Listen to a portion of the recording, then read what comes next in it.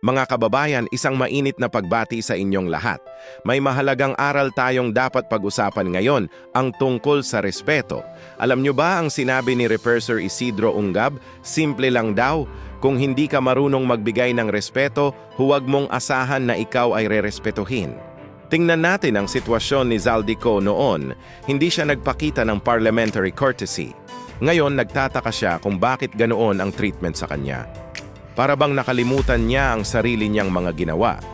Sa totoo lang, ang respeto ay hindi parang damit na isinusuot lang kapag gusto. Hindi ito dekorasyon na pwedeng tanggalin kapag hindi na kailangan. Ang tunay na respeto ay pinaghihirapan, pinapakita sa gawa, hindi sa salita lamang.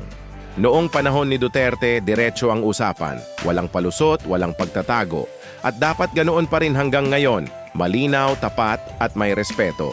Salamat sa inyong pakikinig. Huwag kalimutang mag-subscribe at i-like ang video na ito para sa mas marami pang balita at kwento.